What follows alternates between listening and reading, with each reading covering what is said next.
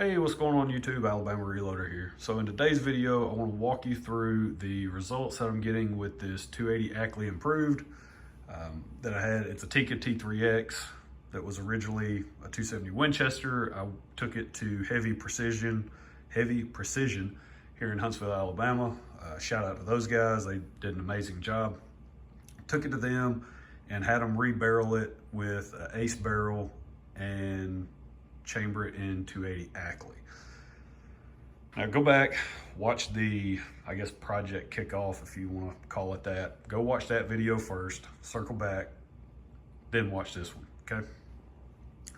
What I ended up doing was I picked up 3 boxes of this stuff, okay? Hornady Precision Hunter with the 162 grain ELDX, all right? I have 3 boxes of it, so 60 rounds total. All 3 are the exact same lot number, 3243816. And this stuff performed as poorly as the Biden administration, if you can believe that. Like, it was absolutely god awful. Okay, this stuff was beyond terrible. All right, so I got the gun back from them. Of course, did a video on that. They shot 3 rounds of this stuff just to you know, function check everything, right? Make sure the gun performs in terms of overall feeding and just sort of, hey, headspace, everything's good to go, squared away. So they shot 3 rounds doing that. And so I came back, grabbed the ammo, grabbed the gun, went to the range, and I ended up, over the course of 2 different days, I put 47 more rounds through the barrel. So I shot a total of 50 rounds out of this stuff. This is what that garbage, this hot garbage, this absolute donkey vomit of ammunition, right? Absolute garbage. That's what this produced, okay? That's what this produced. So overpriced garbage, right? That's what the result was, okay? So here's how it breaks down. Let me break it down to you, all right? 2 different range sessions. First range session, second range session, all right? And I even numbered the first 11 that I shot. I did number them just to kind of keep track. First, second, third shot, right? And I do want to emphasize, I shot these basically in 3-shot groups. I didn't do 5-shot groups. I did just a bunch of 3-shot groups, mostly because I was concerned about barrel heat, obviously, and I didn't really want to just sit there and burn up the barrel. So I took quite a bit of time in between each shot, which is why it took 2 different range sessions to shoot that much. Took quite a bit of time in between each shot, made sure the barrel was relatively cool, but 3-shot groups is how I shot all of this ammunition. I might have shot a random 5 or something, however it works out to get 47 rounds. But the bulk of these are 3-shot groups. So yeah, so 1, 2, 3. I was like, okay, well, first 3 rounds I've put through the gun, that would be 6 total up until that point. So who knows, maybe it just needs to settle down a little bit. Came back and I shot 4, 5, and 6. So you see those right there, okay, those 4 shots. And I was okay, maybe that's all it needed was let's put a few rounds through the gun and maybe we're just gonna start hammering. So I moved over, and at that point, I was like, all right, I think I'm just gonna shoot a 4-shot group. So that's where I get 8, 9, 10, and 11, okay? Shot 8, and then 9 drops down here, and I'm like, uh-oh, 10, 11, okay, so those 4 shots. So I came back, and I was a little worried, right? Needless to say, slightly worried. But again, if you guys you know, if you've been following along for any length of time, I'm not a huge fan of factory ammunition. There's a reason why my channel's called Alabama Reloader and not Alabama Factory Ammunition Shooter, right? It's just, I know other people, all the other shills that are on the YouTubes here that gets all of their factory ammunition supplied to them by whatever company XYZ, and it always shoots absolutely amazing for them, and you always see the best groups, and you know, I get it, right? I get it. That's not the case for me. When I go and I actually spend my own money on factory ammunition, which is what I did for this stuff, this is generally how it shoots, like garbage, okay? So I went back, second range session. I had a lot more time on my hands, and I was able to put the rest of the 47 rounds, so whatever that was, the rest of the 47 rounds downrange. And again, this was my point of aim, all right? And on this one, I just shot a bunch of 3-shot groups, and there you go. That is a 4-inch group. So, and yeah, so I went back, first 3 shots out of the gun with that ammunition. 1, 2, 3. Those were the first 3, okay? And then obviously from there, it just, who knows what. But we're not gonna dwell on that too much, all right? After I shot that, so I shot this stuff, I shot these 4, and I shot all that garbage, right? Came back, I was like, all right, I'm gonna scrub the barrel, because at that point, that's 50 rounds down the barrel. I'm gonna scrub it completely, you know, clean it, get it back down to bare metal. My plan was to take, I had 10, right, of the factory rounds left. My plan was to foul the barrel with 5 of them, and then shoot some random hand loads. Just pick 3 or 4 different bullets, pick a powder, and then load up 3 or 4 different bullets, go shoot it. And if it still shoots like a dumpster fire, then I can go back to my buddies over at Heavy Precision and be like, hey, maybe we need to take a look at this. But that's not the case, okay? So check it out. Now, the factory ammo, the 5 I shot to foul the barrel, it still shot like hot garbage, which is fine. Like, I'm not fooling with factory ammunition. Now, people can say, oh, but you just cleaned the barrel, blah, blah, blah. You know, you got to foul it in. Right. It still shot like garbage. So there's the 5-shot group. I just aimed here, right? So that's my point of aim, point of impact. There's my 5 shots. It's the 5 that are not numbered. That's like a, whatever, 2.5-inch group or whatever it is. I don't even know, don't care. And so then I transitioned over to some hand loads. And this is where I go, you know what? This is the reason why. This is why I don't shoot factory ammunition. So I started off with these guys. Nosler 140 grain ballistic tip. So I shot the 140 and the 160 today. The 160 didn't shoot that great compared to the 140, so there might be something going on with it in the 160 class that maybe this, for whatever reason, this setup just simply does not like. But the 140, I started with it, and I was using Midwest Powders MP620. Now, if you haven't heard of Midwest Powders, go check them out. I picked that up from AmericanReloading.com. MP20 is essentially an equivalent powder to Reloader 19. It says directly on the label to use Reloader 19 load data. Wherever you see it, you know, in a manual with a certain bullet, you can use that data with this powder. You do need to be careful though. It does say to reduce the charge weight, you know, obviously liability reasons, just like everybody else is gonna say. We can't come out and say this is exactly like Reloader 19. So you need to reduce the charge weight, work up from there, right? So I went to Nosler's load data. They have Reloader 19 data for the 140 and the 160. And I ended up, since I was just gonna do like three-shot groups for all of these bullets, I just kind of wanted to cast a wide net. I wanted to go, you know, kind of lower on the charge weight range, make larger jumps in charge weight, because again, I'm just trying to really open up the aperture here and figure out what is going on. Is it simply the gun won't shoot? What's happening, right?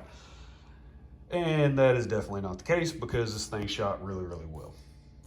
So on the 140, that is 59 grains of MP620, and it's 3133 on the velocity. All this stuff up here, I can't remember what the average velocity was. I do know that between all 47 shots that I captured on the Garmin, the extreme spread was 116 and the SD was 23.42. So that came in at 3133. SD, you know, in the mid-teens, so not great, but shot really well. That's like under ½ inch. And then these 3 shots, so this was 60.5, so that's 59. I jumped a grain and a half to 60.5, that's 32.33. And that's really where I kind of noticed, hey, we're definitely a little on the spicy side in terms of our load data.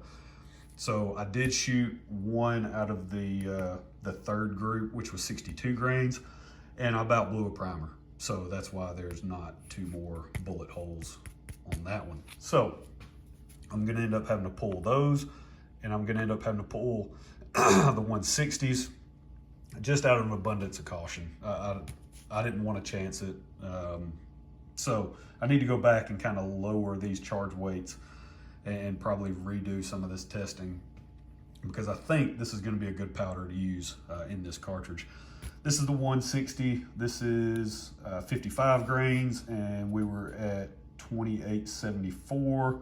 Oh, this one, the velocity, I did capture that one. That's 33.08. So well over the Nosler published max velocity, well over that.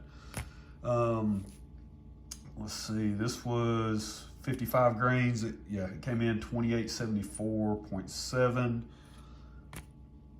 This was 56.5. So again, I'm jumping a grain and a half on these two, on the Nosler bullets, jumping a grain and a half each time. That was 29.55.9, again with a 160 grain bullet. That this 3-shot group came in right at 1 inch. Same thing on this one over here. So good stuff, good velocity numbers. Like I said, I'm gonna have to go back and sort of ratchet down the charge weight range here when I go back and do further testing, because these things got a little spicy. Moving on, these next 3, which I was actually really excited to see. This is the 175 grain Federal Tipped Fusion. Okay, these are the bullets that I picked up again from AmericanReloading.com. These are actually pulled bullets. Okay, pulled bullets. Let's see, this was 50.5 grains, and it came in at 26.01 on the velocity.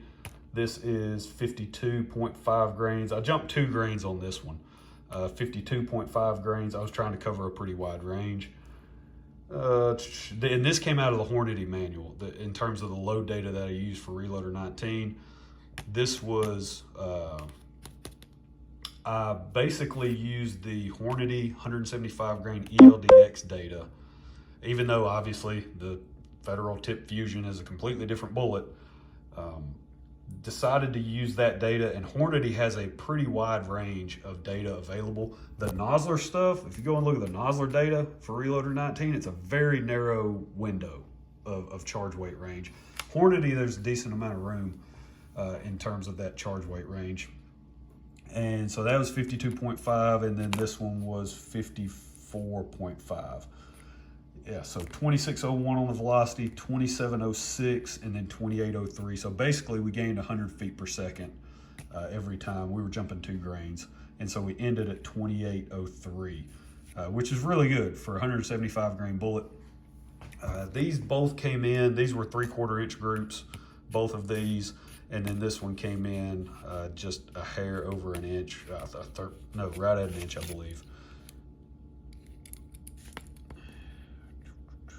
Yeah, center to center, it came in 0.994. So just under an inch. Really, really happy to see that because again, these are pulled bullets from American Reloading. And in general, what I was really happy to see is the point of impact really didn't shift a ton, right? Between these different bullet weights, we're talking 140 up to 175. It really didn't shift a whole heck of a lot. So I was really happy to see that. And then we'll go over one of the bullets that I was really, really interested in testing was, again, it's another pulled bullet from AmericanReloading.com, but it's a 155 grain Federal Terminal Ascent.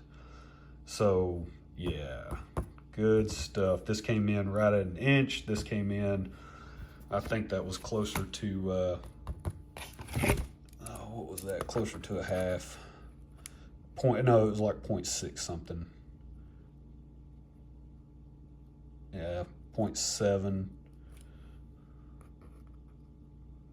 Yeah, that was like 0.7. And then that came in at an inch.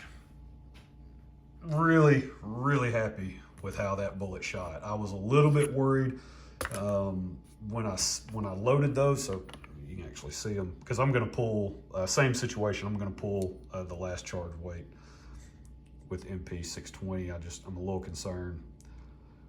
But seating that bullet really deeply into the case, there's a lot of bullet down into the case with this one. And I did seat these to 3.280, which is the federal recommended overall length. Now, if I use my Hornady modified case and overall length gauge and all that fun stuff, and I actually got 3.367, so we're jumping about 80 thousandths. We were jumping about roughly 80 thousandths with this seating depth, so I definitely have room. Obviously, I can load longer, so we can definitely play around with overall length with these bullets, and I got a bunch of them, so I'm really excited about that. What else? Did not shoot the McGuire ballistics today. That's another bullet that's high on my list to try here in the 280 Ackley. It's just I want to make sure we can address because of course everyone's going to have the whole, clean the barrel between each bullet and blah, blah, blah. That's everyone's new favorite recommendation. Just because somebody else said it on YouTube, all of a sudden now it's gospel and you have to do it. And if you don't do it, people are going to comment about it. So I want to go ahead and just kind of address that before I switch over to testing some solid copper stuff. I will clean the barrel, so y'all ain't got to worry about that. Don't lose any sleep over it. But really happy with the velocity on the 175. Again, I feel like I can just go load any of this stuff and go hit the deer woods tomorrow, and I'm going to kill whatever I shoot at. So really happy there.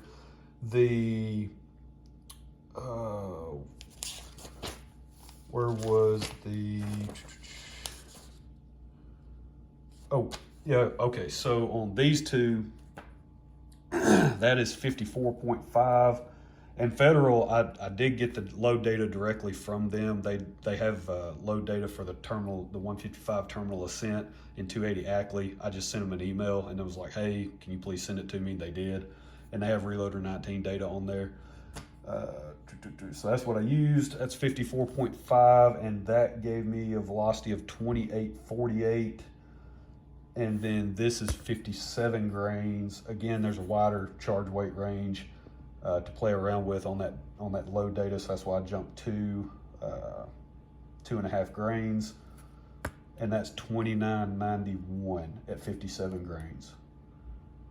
So 2.5 grains, and we gained just under 150 feet per second. So, and I decided to hold off on this last one.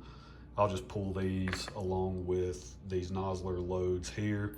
Oh, this is the 140. If you guys want to see it, you're not gonna be able to, it ain't gonna come through. Yeah, look at that shiny spot. Yeah, buddy. and there's actually like black around the primer where this thing was, I mean, it's flat. It's flat as a pancake. It was getting ready to blow. So definitely pushed it too far with MP 620. So I want to kind of come back, lower these charge weights, and see how dropping the charge weight, see how the performance either picks up or drops off, one of the two, and go from there. So I wanted to test a couple of brand new bullets, so that way I couldn't point to, oh, well, it's pulled bullets if it doesn't perform well. So I had some brand new bullets. Those shot well, the 140s did. I had some pulled bullets, and those shot really well. So all in all, I'm extremely happy with how this project turned out and kind of the path that we're on now. So shout out again to those guys at Heavy Precision. I actually ran into Matt on the way out of the range, and he was like, man, you got to give me an update. He was like, well, we've been sweating bullets this whole time. He said, we're racking our brain. We know we did a bang up job on this thing. He's like, I don't understand why you got the results that you did with that factory ammo. And I'm like, I'll tell you why. It's the capital H on the box there. So that's it. That's where we're going to leave it. Hope you guys have enjoyed it, because I know I have. This thing is going to be awesome. Got to get these bullets pulled. Got to get this stuff resized. Let's get back into load development mode here and just kind of pick what bullet I want to move forward with, right? Obviously, McGuire Ballistics, I definitely want to get some testing done with those guys. But that terminal ascent and that tip fusion, I'm really, really interested in this tip fusion. I mean, if I can get a 175 grain bullet going 2800 and that particular, that type of bullet, that's something I'm interested in. So that's it. That's where we're going to leave it. Hope you guys enjoyed it. We'll catch you next time. Y'all have a good one.